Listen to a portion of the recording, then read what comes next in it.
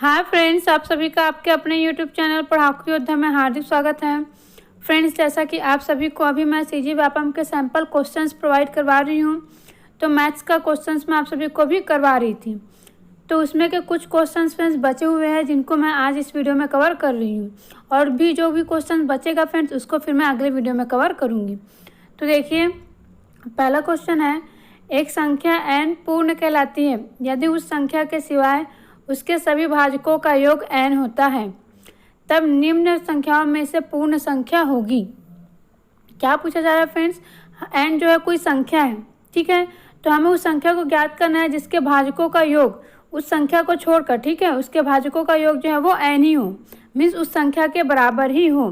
तो देखिए, इनमें से हमें चेक करना है। तो सबसे पहले हम a से स्टार्ट करते हैं। तो 6 का जो भाजक होगा वो कौन कौन सी संख्या होगी? 2 होगा, 3 होगा और 1 तो सबका भाजक होता ही है, और स्वयं वो संख्या, ठीक है। जिस प्रकार से 6 के कितने भाजक हो गए? 4 भाजक हैं। तो क्या बोला गया है कि यदि उस संख्या के सिवाय, तो इस संख्या को हम छोड़ देंगे। बोला गया साफ साफ कि यदि उस संख्या के सिवाय, मीन्स इसको हम छोड़ देंगे, उसके सभी भाजकों का योग n हो, कहने का मतलब है इसी संख्या के बराबर हो, तब हमें उस संख्या को पहचानना है। तो चलिए इसके बाकी भाजकों को ऐड कर देते हैं। तो देखिए, 1 + 2 कितना हो जाएगा? 3 हो जाएगा, और 3 + 3 कितना हो जाएगा? 6 हो जाएगा। इस प्रकार कितना आ रहा है फ्रेंड्स? n ही आ रहा है। तो हमारे क्वेश्चन का आंसर क्या होगा? ऑप्शन ए, ठीक है। आगे हमें चेक करने की ज़रूरत ही नहीं है। अब आगे देखते हैं अगला क्वेश्चन। अगला क्वेश्चन है, 2 अभाज्य संख्याएं x तथा y, जहाँ पर x is greater than y, ठीक है, ब्रैकेट में दिया हुआ है, का लघुत्तम समाप्त व्यर्थ कितना दिया हुआ है? 161 है, तब 3y - x का मान होगा। तो देखिए, 3y - x का मान निकालना है। तो दो संख्याओं का हमें क्या दिया हुआ है? एलसीएम दिया हुआ है, और संख्या कैसी है? प्राइम नंबर्स है, ठीक है, मीन्स अभाज्य संख्या बोला जा रहा है। तो देखिए, जो अभाज्य संख्याएं होती हैं, ठीक है, उनका जो गुणनफल होता है, ध्यान से सुनेंगे आप सभी, ठीक है, उनका जो गुणनफल होता है वो उसके लघुत्तम समाप्त व्यर्थ मीन्स एलसीएम के बराबर होता है। तो यहाँ पर मान लेती हूँ दोनों संख्याएं a क्रॉस b हैं, तो इज इक्वल टू क्या हो जाएगा? 161 हो जाएगा। मीन्स अगर प्राइम नंबर्स है, अभाज्य संख्याएं हैं, तो उनका जो एलसीएम होता है उन दोनों संख्याओं के गुणा के बराबर ही होता है। तो देखिए, 161 जो है वो किसका इंटू है? तो ये होता है 23 × 7, ठीक है। 23 सत्ते अगर हम इसको इंटू करते हैं, मीन्स 23 × 7 करेंगे तो कितना आ जाता है? 161, मीन्स 23 सत्ते कितना आ जाता है? 161 आ जाता है। तो इस प्रकार से हम क्या देख रहे हैं कि a क्रॉस b किसके बराबर है? 23 × 7 के बराबर है। अब देखिए, यहाँ पर हम कैसे पता चेक करेंगे कि कौन सा x ले कौन सा y? तो यहाँ पर साफ साफ दिखाई दे रहा है कि ब्रैकेट में दिया हुआ है कि x इज ग्रेटर देन है y से। इसका मतलब है कि x की जगह में हम किसको लेंगे? x की जगह में हम लेंगे 23 को, और y की जगह में लेंगे 7 को, और इसको अब हम सॉल्व करेंगे। तो देखिए क्या दिया हुआ है? 3y - x। तो यहाँ पर रख देती हूँ मैं। तो 3 × 7 हो जाएगा -23, तो 7 या 21 होता है, -23 घटा दूंगी तो कितना आ जाएगा? -2। इस प्रकार हमारे क्वेश्चन का आंसर होगा ऑप्शन ए, ठीक है फ्रेंड्स। अब आगे देखते हैं अगला क्वेश्चन। अगला क्वेश्चन है, इनमें से कौन सी संख्या 11 से पूर्णतः विभाजित है? तो देखिए फ्रेंड्स, 11 से पूर्णतः विभाजित है। वैसे तो आप सभी जो है सिर्फ 11 से डायरेक्टली जो है वो डिवाइड करके देख सकते हैं, ठीक है, कहने का मतलब है जिनको रूल नहीं पता होगा उनके लिए बोल रही हूँ। बाकी 11 से डिवाइड करने का जो रूल है फ्रेंड्स, उसको मैं आप सभी को बता चुकी हूँ। जो अपना डिवाइड वाला मैं आप सभी को नंबर सिस्टम में जो चैप्टर्स कवर करवाई हूँ उसमें। तो 11 से डिवाइड होने का रूल क्या होता है? अगर हमें कोई भी संख्या चेक करना है कि वो 11 से डिवाइड है कि नहीं, तो हम क्या करते हैं, उसमें जो सम स्थान के जो अंक हैं, ठीक है, उनको ऐड कर देते हैं, और साथ ही जो विषम स्थान पर जो अंक हैं, ठीक है, जैसे कि सम स्थान पर कौन सा है इसमें, जैसे कि 2 है, 5 है और 4 है ना, तो उनको ऐड कर देते हैं। और जो विषम स्थान पर अंक है, विषम मीन्स क्या? ऑड नंबर, ठीक है, मीन्स ऑड वाला प्लेस में जो भी नंबर है, जैसे कि 4 है, 6 है, तो इनको ऐड कर देते हैं। फिर क्या करते हैं? माइनस करते हैं, मीन्स दोनों का डिफरेंस निकालते हैं। तो जो डिफरेंस है वो कितना आना चाहिए? या तो 0 आना चाहिए, या फिर 11 से डिवाइडेबल कोई भी संख्या आना चाहिए, तो वो संख्या जो है 11 से डिवाइड होगा। तो देखिए, यहाँ पर मैं लास्ट वाला चेक करती हूँ। तो देखिए, यहाँ पर मैं ऐड करूँगी सम स्थानों पर के अंकों का योग। तो 2 + 5 कितना हो जाएगा? 7 हो जाएगा।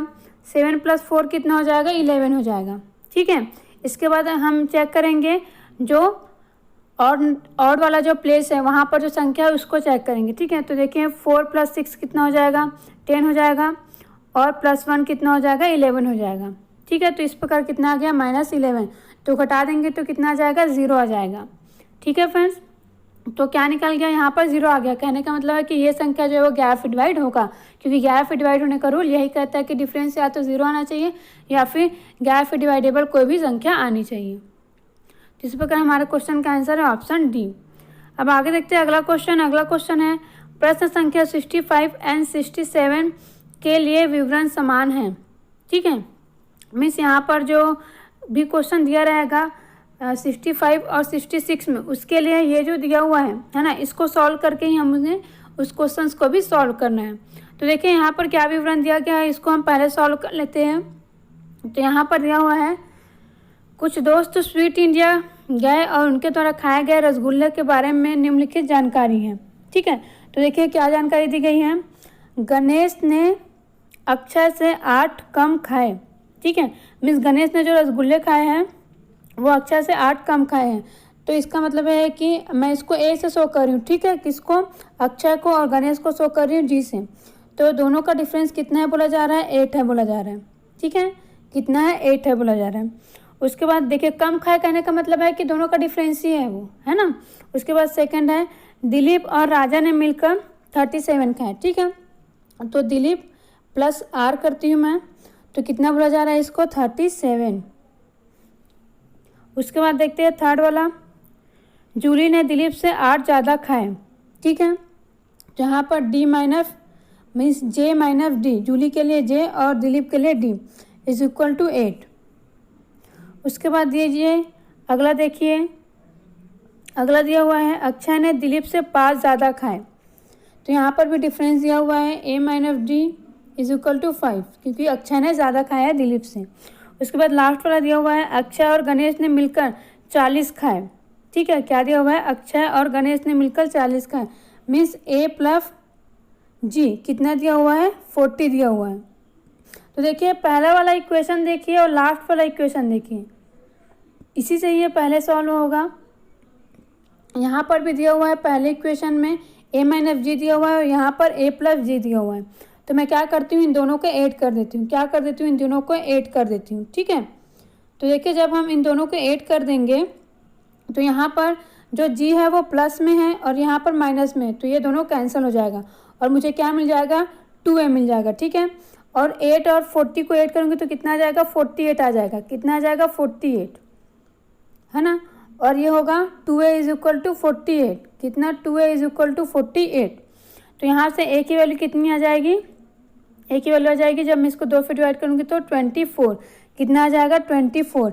इस प्रकार जो a है, ठीक है, a कहने का मतलब है जो अक्षय है उसने कितने रसगुल्ले खाए, 24 रसगुल्ले खाए हैं, है ना। तो देखिए अक्षय अगर 24 रसगुल्ले खाता है तो जो गणेश है वो कितने खाएगा, उससे 8 कम खाएगा, है ना। दिया हुआ है ना यही स्टेटमेंट। देखिए इसको आप सभी जो है पेन कॉपी लेकर बैठे होंगे तो नोट कर लेंगे, ठीक है, क्योंकि इसके बाद आप सभी को तभी समझ में आएगा जब आपके पास ये जो मैं लिखी हूँ वो होगा।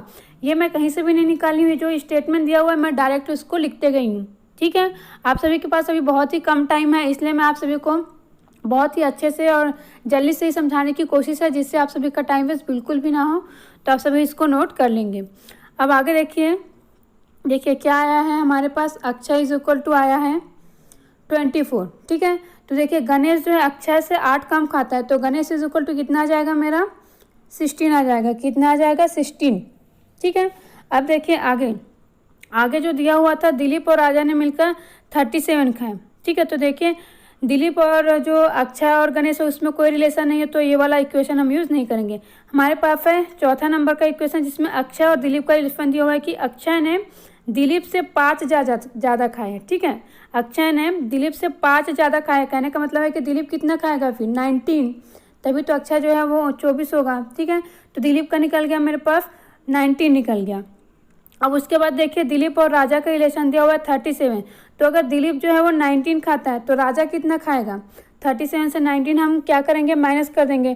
तो 37 से 19 जब हम माइनस करेंगे तो देखिए कितना आएगा, देखिए 19 + 1 करूँगी तो कितना हो जाएगा, 20 हो जाएगा, है ना। 20 होगा, कहने का मतलब है इसके बाद उसमें 17 ऐड करेंगे तो आ जाएगा 37 मीन्स 17 प्लस प्लस कितना हो जाएगा 18। इस प्रकार जो आर है वो कितना हो जाएगा 18। ठीक है, मीन्स जो राजा है वो कितना खा रहा है 18 खा रहा है। उसके बाद देखिए आगे और किसका निकालना है हमें, जूली का निकालना है। लास्ट बची है जूली। तो जूली जो है वो दिलीप से 8 ज़्यादा खाती है। ठीक है, तो देखिए दिलीप कितना खा रहा है 19 खा रहा है, तो जूली कितना खाएगी 27। सिंपल है। तो इस प्रकार देखिए ये पूरा जो है हमारा सॉल्व हो गया। अब कोई भी क्वेश्चन पूछे आप सभी जो है इजीली उसको सॉल्व कर पाएंगे। तो इसको नोट कर लीजिएगा आप सभी। ये बहुत ही इजी है, जो भी मैथ्स वाले बच्चे हो वो तो बहुत ही जल्दी इसको सॉल्व कर लेंगे। जो अदर सब्जेक्ट वाले बच्चे उन्हीं को थोड़ा सा पढ़ने में समय लगेगा, बाकी वो भी अच्छे से सॉल्व कर सकते हैं। तो अब देखिए आगे अब हम इसका क्वेश्चन देखते हैं 65 नंबर का क्वेश्चन। जूली और दिलीप ने मिलकर कुल कितने रसगुल्ले खाए। तो देखिए जूली ने कितने खाए थे 27 और क्या दिलीप ने कितने खाए थे, तो दिलीप ने खाए थे 19। तो 7 + 9 करूँगी तो कितना आएगा 6 आएगा। और एक ही ऑप्शन ऐसा है जिसमें लास्ट में 6 दिया हुआ है, तो ऑप्शन सी जो है वो सही आंसर है। अब आगे देखते हैं अगला क्वेश्चन। तो अगला क्वेश्चन जो है उसी का ही है। यदि एक रसगुल्ले की कीमत 2 रुपये है तो उन दोस्तों ने कुल कितना बिल अदा किया। तो देखिए अगर हम टोटल करते हैं, है ना, इन लोगों ने जितना भी रसगुल्ले खाए हैं अगर मैं उसको टोटल करूँगी तो टोटल आता है 104। ठीक है, कितना आ रहा है 104। तो 2 रुपये है अगर एक की कीमत, तो जो 104 है रसगुल्ले, ठीक है, उसकी कीमत कितनी हो जाएगी 208 हो जाएगा। ठीक है, इसको 2 से हम इंटू कर देंगे। आप सभी ऐड करके देख सकते हैं। अब आगे देखते हैं अगला क्वेश्चन। अगला क्वेश्चन है 3 घन जिनमें प्रत्येक की भुजा 8 सेंटीमीटर की है को जोड़कर एक घनाभ बना दिया है। तो इस तरह बने घनाभ का संपूर्ण पृष्ठ होगा। तो इसको निकालना बहुत ही ईजी है। देखिए घनाभ के संपूर्ण पृष्ठ का जो क्षेत्रफल होता है वो कितना होता है 2। इसका फार्मूला होता है 2a×b मीन्स ये लंबाई गुणित चौड़ाई प्लस चौड़ाई गुणित ऊंचाई प्लस ऊंचाई गुणित लंबाई। इस प्रकार से इसका फार्मूला होता है। तो देखिए यहाँ पर बस हमें ये पता होना चाहिए कि कौन सा जो है वो ऊंचाई होगा, है ना, कौन सा चौड़ाई होगा। तो देखिए चौड़ाई और ऊंचाई जो है वो 8 सेंटीमीटर ही रहेगा। ठीक है, क्योंकि यहाँ पर मैं 2 डायमेंशनल शो कर देती हूँ। इस प्रकार से कुछ बनेगा, जो घनाभ बनेगा वो। तो जो लंबाई है ना, लंबाई ही जो है वो बढ़ेगा, क्योंकि आपस में से जोड़ करके बना रहे हैं। तो जो लंबाई है वो हो जाएगा 24 सेंटीमीटर। सभी का लंबाई जो है वो 8 हो जाएगा, तो हो जाएगा घनाभ की लंबाई 24 सेंटीमीटर। बाकी जो ऊंचाई है और जो चौड़ाई है वो कितना रहेगा 8 सेंटीमीटर ही रहेगा। तब हम इसको सॉल्व करते हैं। तो देखिए ये फार्मूला होता है। तो पहले हम a×b, b×c और c×a निकाल लेते हैं। तो यहाँ पर हम देखते हैं a×b, है ना, तो a कितना होगा 24 × 8 करूँगी तो 24×8 कितना होता है 192 होता है। कितना होता है 192, है ना। उसके बाद देखिए उसके बाद क्या है b×c, कहने का मतलब है 8×8, क्योंकि लंबाई गुणित चौड़ाई है, लंबाई गुणित चौड़ाई नहीं, चौड़ाई गुणित ऊंचाई होता है। ठीक है, b×c कहने का मतलब है चौड़ाई गुणित चौड़ाई। तो ये 8 सेंटीमीटर ही रहेगा, तो ये हो जाएगा 64। और फिर से अगर हम निकालेंगे, क्या निकालेंगे, ऊंचाई क्रॉस लंबाई, तो फिर से आ जाएगा 192 सेंटीमीटर। अब इन तीनों को ऐड कर देते हैं। तो 192 और 64 ऐड करेंगे। देखिए 192 और 64 को ऐड कर देते हैं। तो ये कितना हो जाएगा 8 हो जाएगा। 9 कितना हो जाएगा 18 हो जाएगा। ठीक है, 18 में हम 6 ऐड करेंगे तो 24 हो जाएगा। तो 4 यहाँ पर आ जाएगा, हासिल में 1 चला जाएगा, तो फिर नहीं 24 आएगा तो हासिल में जाएगा 2। ठीक है, तो मीन्स यहाँ पर कितना आ जाएगा 2 + 2 कितना हो जाएगा 4 हो जाएगा। कितना हो जाएगा 4 हो जाएगा। तो 4 4 8 आ गया। तो फार्मूला में क्या था, बाहर में 2 था और अंदर में सबका एडिशन था। तो ये हो जाएगा 4 4 8। इसको हम इंटू करेंगे तो 8 दूनी 16। ठीक है, हाफिल में चला गया 1, 4 दूनी 8 करेंगे तो फिर ये हो जाएगा 9, फिर हो जाएगा 4 दूनी 8। तो इस प्रकार हमारा आंसर कौन सा होगा, ऑप्शन डी। तो ऑप्शन डी जो है वो सही आंसर है। अब आगे देखते हैं अगला क्वेश्चन। ये बहुत ही ज़्यादा इजी क्वेश्चन है। निम्नलिखित में से क्या सही है। तो देखिए फ्रेंड्स, ये इस टाइप के जो क्वेश्चंस होते हैं ना, उसको सॉल्व करने के लिए थोड़ा सा बेसिक आपको पता होना चाहिए कि जो संख्या जो है ना, अगर ऋणात्मक में हम कोई संख्या लेते हैं तो जितना बड़ा होता है ना वो उतना ही छोटा होता है। ध्यान से सुनेंगे, अगर कोई भी संख्या ऋणात्मक है तो जितनी बड़ी संख्या होगी वो उतना ही छोटा होगा। कहने का मतलब है अगर मैं -100 लेती हूँ, है ना, और यहाँ पर लेती हूँ 1, तो ये जो 1 है ना वो 100 से बड़ा होगा। ठीक है, तो आप सभी जो है इस बारे में थोड़ा सा नॉलेज रखेंगे। तो यहाँ पर देखिए कौन सा सही होगा। तो -15 इज़ ग्रेटर देन -15 दिया हुआ है, तो ये बिल्कुल गलत होगा क्योंकि जो 16 है ना, वो 15 से बड़ा है और ऋणात्मक साइन है। इसका मतलब ये है कि ये जो -16 है वो -15 से छोटा होगा, तो ये गलत हो गया। बीच चेक करते हैं तो यहाँ पर भी गलत हो जाएगा क्योंकि यहाँ पर ग्रेटर देन का जो साइन है वो 20 की ओर है, जबकि 20 जो है वो छोटा होगा, तो ये भी गलत हो गया। उसके बाद सी भी गलत हो जाएगा क्योंकि यहाँ पर -15 इज़ ग्रेटर देन 1 दिया हुआ है, जबकि 1 जो है वो -15 से बड़ा होगा। उसके बाद ऑप्शन डी जो है वो सही है, ठीक है। -16 इज़ लेस देन -3 एग्जैक्टली, क्योंकि यहाँ पर जो 3 है वो छोटी है संख्या है, किससे, 16 से, और माइनस साइन है दोनों में, तो जो छोटी संख्या है वो बड़ी होगी, ठीक है, अगर माइनस साइन है तो ऑप्शन डी जो है वो सही आंसर है। अब आगे देखते हैं अगला क्वेश्चन। अगला क्वेश्चन है, जब 2^201 से उनको 5 से विभाजित किया जाता है तो शेषफल होगा। तो देखिए इसका निकालने का जो मेथड है मैं आप सभी से पहले डिस्कस कर चुकी हूँ, है ना।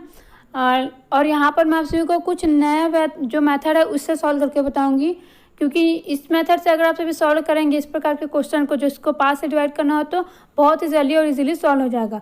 आप सभी इकाई अंक निकालना तो जानते ही होंगे, तो इकाई अंक निकालने के लिए क्या करते हैं, पहले मैं इसका इकाई अंक निकालूंगी क्योंकि ये बहुत बड़ी संख्या है, ठीक है। 2 के पावर में 2017 दिया हुआ है, मतलब बहुत ही ज़्यादा बड़ा हो जाएगा, तो मैं इसका इकाई अंक निकाल लेती हूँ। तो इकाई अंक निकालने के लिए क्या करती हूँ मैं, जो घात होता है, ठीक है, उसको 4 से डिवाइड करते हैं, फिर ये इसको डिवाइड करूँगी तो 4 पंचे 20, ठीक है, ये कटे फिर 17 हो जाएगा, तो 4 चौक 16 हो जाएगा, तो नीचे में क्या बचेगा, 1 बचेगा, ठीक है। कितना बच जाएगा, 1 बच जाएगा। तो इकाई अंक निकालने के लिए हम क्या करते हैं, जो शेषफल है, ठीक है, शेषफल में जो संख्या आया है उतनी ही बार इसको इंटू करते हैं। अब देखिए यहाँ पर जो है वो सिर्फ 2 दिया हुआ है, इसलिए 2 को इंटू करेंगे, ठीक है। अगर जैसे कि 23 रहता है तो हम 3 को इंटू करते हैं। कहने का मतलब है कि जो इकाई अंक है उसको इंटू करते हैं, जितना भी संख्या आ जाता है। जैसे कि यहाँ पर जो शेषफल है वहाँ यहाँ 1 आया है, तो इसलिए मैं सिर्फ 2 ही लिख दूंगी, क्योंकि 2 को अगर उसके पावर में 1 लिखेंगे तो 2 ही आएगा ना। लेकिन जैसे कि अगर शेषफल 2 आता है तो मैं 2 क्रॉस 2 करती हूँ, ठीक है, मीन्स जितना संख्या आता है उतनी बार इंटू करते हो। तो यहाँ पर 1 आया है, तो जो इकाई अंक होगा मेरा क्या आ जाएगा, 2 आ जाएगा। अब देखिए फ्रेंड्स, अब आपको ज़्यादा दूर जाने की ज़रूरत ही नहीं है, यही आपका आंसर है। कैसे, 5 से अगर आप सभी डिवाइड करेंगे तो बिल्कुल ध्यान में रखेंगे 5 से कोई भी संख्या तभी डिवाइड होगा जब लास्ट में या तो 5 हो या फिर 0 हो, ठीक है। अगर 5 से कोई भी छोटी संख्या आ रही है, ध्यान से सुनेंगे, 5 से कोई भी छोटी संख्या आ रही है, 1 2 3 4, तो यही हमारा क्या होगा फ्रेंड्स, यही हमारा शेषफल होगा। क्या होगा, यही हमारा शेषफल होगा, क्योंकि ये तो डिवाइड होगा ही नहीं, ठीक है। एंड सेकेंड बात, अगर 5 से कोई बड़ी संख्या आ रही है जैसे कि 6 7, तो इसको हम डिवाइड करेंगे 5 से, उसके बाद जो बचेगा वो आपका शेषफल होगा, ठीक है फ्रेंड्स। तो इस प्रकार आपका आंसर होगा ऑप्शन बी 2, क्योंकि ये डिवाइड होगा ही नहीं, है ना, तो यही क्या होगा, शेषफल होगा। क्योंकि कोई कितनी भी बड़ी संख्या आ रहा हो, ऐसे ऐसे ऐसे ऐसे, और लास्ट में अगर 2 दिया हुआ है तो देखिए यहाँ तक तो ये कैंसिल हो जाएगा, लेकिन ये जो 2 है ना वो शेषफल के रूप में बच जाएगा। सपोज मैं आप सभी को सिर्फ एग्जाम्पल के लिए बताती हूँ, जैसे कि मैं लिखूंगी 22, अगर मैं 5 से डिवाइड करती हूँ तो देखिए 5 चौक 20 होगा, उसके बाद क्या बच जाएगा, 2 तो बच जाएगा ना। तो इस प्रकार अगर मैं 23 लिखूंगी तो 3 बच जाएगा, 24 लिखूंगी तो 4 बच जाएगा, तो ऐसे बचता है, मीन्स शेषफल बचता है। तो हमारे क्वेश्चन का आंसर होगा ऑप्शन बी। अब आगे देखते हैं अगला क्वेश्चन, और ये लास्ट क्वेश्चन है आज का, ठीक है। वैसे तो यहीं से स्टार्ट होना था, पर मैं इसको लास्ट में बता रही हूँ। लास्ट टाइम मैं आप सभी को जो वीडियो कराई थी उसमें मैं आप सभी को 59 तक बताई थी। तो देखिए फ्रेंड्स, यहाँ पर क्वेश्चन दिया हुआ है, नमक तथा पानी के 30 किलो विलयन में जिसमें नमक 2% है, ठीक है। नमक कितना परसेंटेज है, 2%, तो 30 का हम 2% निकाल लेते हैं, तो ये आ जाएगा, देखिए ये 0 से 0 कैंसल, 2 पंचे 10, तो 2% कितना आया, 3/5 किलोग्राम, ठीक है। तो 30 किलोग्राम विलयन में 2% नमक है, कितने किलोग्राम शुद्ध नमक और मिलाया जाए कि यह प्रतिशत बढ़कर 10% हो जाए। तो इस प्रकार के क्वेश्चन अधिकतर पूछा ही जाता है। तो देखिए हमने क्या निकाला कि जो 30 किलो है, ठीक है, उसका 2% कितना है, 3/5 आया था। तो मैं मान लेती हूँ कि मैं x किलोग्राम और मिला देती हूँ, कितना, x किलोग्राम और मिला देती हूँ, तो यहाँ पर x ऐड कर देंगे। तो देखिए जब मैं x किलोग्राम नमक और मिलाऊंगी, ठीक है, तो इसमें भी तो मिलेगा ना, जो टोटल विलयन है उसमें भी, तो ये टोटल विलयन अब कितना हो जाएगा, 30 प्लस x हो जाएगा, ठीक है। अब क्या बोला गया है कि जो इतना जब मैं मिला दूंगी, है ना, तो जो ये है कौन सा वाला, ये जो दिया हुआ है नमक की मात्रा, वो अब उस विलयन का कितना परसेंटेज हो जाएगा, 10% हो जाएगा। अब परसेंटेज निकालने के लिए हम क्या करते हैं, तो देखिए परसेंटेज निकालने के लिए हम क्या करते हैं, जो टोटल है उसको लिखते हैं नीचे में, और जिसका परसेंटेज निकालना है उसको हम क्या करते हैं, ऊपर में लिखते हैं और क्रॉस कर देते हैं 100 इज इक्वल टू आ जाएगा यहाँ पर 10, क्योंकि बोला ही गया है कि वो 10% के इक्वल हो जाएगा। अब इसको हमें सॉल्व करना है तो 1 0 से 1 0 कैंसिल कर देते हैं सबसे पहले तो। अब पहले हम ऊपर को सॉल्व करते हैं तो ये हो जाएगा 5 का इसके साथ इंटू होगा, है ना। इसको सॉल्व करेंगे तो ये आ जाएगा हमारे पास 3 + 5x डिवाइडेड बाय नीचे में 5 आ जाएगा। देखिए मीन्स यहाँ पर इस प्रकार से बचेगा 3 + 5x डिवाइडेड बाय 5, है ना। और इसके नीचे में क्या है, देखिए ये टोटल डिवाइडेड है, ठीक है। तो टोटल डिवाइडेड में क्या था 30 + x और ये क्रॉस में था 10 और इज इक्वल टू 1। तो देखिए ये जो है यहाँ पर 3 + 5x डिवाइडेड बाय जो 5 है तो ये 5 आ जाता है नीचे, तो ये यहाँ पर लिख देंगे हम 5 क्रॉस 30 + x, ठीक है। और ये जो है क्रॉस है ये ऊपर में ही है क्रॉस 10 करके, तो ये इसका इंटू हो जाएगा इनके साथ। तो इसको मैं अब अच्छे से और लिख रही हूँ, आप सभी पेन को ऊपर कॉपी लेकर बैठे रहिए और मतलब मेरे साथ सॉल्व करते जाइए, ठीक है। तो अब इसके बाद क्या होगा, देखिए अब मैं फिर से इसको यहाँ से हटा कर, क्योंकि यहाँ पर स्पेस नहीं है तो फिर से लिखूँगी, तो आप सभी इसको नोट कर लेंगे। तो देखिए इसके बाद हम करेंगे क्या, यहाँ पर हो जाएगा 3x + 5 क्रॉस 10 हो जाएगा, x जो है वो 5 में है, ठीक है। 3 + 5x क्रॉस 10 हो जाएगा डिवाइडेड बाय 30 + x क्रॉस 5 हो जाएगा इज इक्वल टू 1 है। तो इसको मैं इधर क्या करूँगी, ट्रांसफ़र कर दूँगी, तो ये 1 से इंटू होगा तो इतना ही आ जाएगा। तो देखिए 5 में अगर मैं 30 इंटू करती हूँ तो कितना हो जाएगा, 5 या 15 150 और ये हो जाएगा 5x। इधर मैं 10 का इंटू करूँगी तो ये हो जाएगा 30 और ये हो जाएगा 50x, कितना हो जाएगा 50x।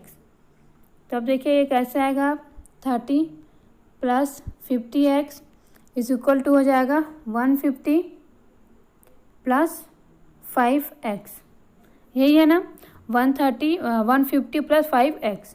अब इसको हम सॉल्व करते हैं तो x वाले को हम इधर ले आएंगे और जो संख्या उसको उधर ले जाएंगे। तो जब मैं इसको इधर से इधर ट्रांसफ़र कर दूंगी तो 150 में अगर मैं 30 घटाऊंगी तो कितना आ जाएगा, 120 आ जाएगा। कितना आ जाएगा फ्रेंड्स, 120। तो मैं एक बार फिर से लिख देती हूँ इसको, देखिए इधर था 30 + 5x is equal to 150 plus ये 50x है, ठीक है। यहाँ पर था 5x, तो मैं इसको इधर लेके गई तो ये हो गया 120, इसको इधर लेके आई तो ये हो जाएगा 45x। तो मुझे x की वैल्यू चाहिए तो मैं इसको इधर ट्रांसफ़र कर दूँगी तो 120 डिवाइडेड बाय 45 हो जाएगा, ठीक है। तो मैं 3 से जब इसको पहले मैं इसको 5 से डिवाइड करती हूँ तो हो जाएगा ये 5 दूनी 10, ठीक है, 5 चौक 20, इसको काटूंगी तो 5 नियम 45, तो कितना आ गया 24/9। अब 24/9 को काटेंगे तो ये हो गया 24 डिवाइडेड बाय 9, तो ये होता है 3 अट्ठे 24 और 3 तिरिक 9, तो 8/3 आ गया। अब ये जो 8/3 है इसको मैं ऐसे लिख सकती हूँ 2 सहित 2/3 लिख सकती हूँ, क्योंकि 2 3 6 होगा प्लस 2 होगा तो कितना आ जाएगा, ऊपर में 8 आ जाएगा। तो इस प्रकार कौन सा आंसर होगा, ऑप्शन बी, ठीक है। कौन सा वाला आंसर होगा, ऑप्शन बी। देखिए 3 दूनी 6 प्लस 2 कितना हो जाएगा 8, तो इस प्रकार ऑप्शन बी जो है वो सही आंसर है। तो इसी तरीके के क्वेश्चंस फ्रेंड्स आप सभी के एग्ज़ाम से पूछे जाते हैं। तो आप सभी को ये वीडियो समझ में आया कि नहीं, अगर किसी भी क्वेश्चन में डाउट होगा तो बेशक कमेंट करिएगा, और जो भी नए बच्चे हैं वो हमारे यूट्यूब चैनल को सब्सक्राइब ज़रूर करिएगा। आप सभी के लिए हमारा यूट्यूब चैनल डेफिनेटली बहुत ही ज़्यादा हेल्प करने वाला है आने वाले किसी भी सीजी एग्ज़ाम्स के लिए, और साथ ही लाइक और शेयर करना ना भूलिएगा। Thank you friends.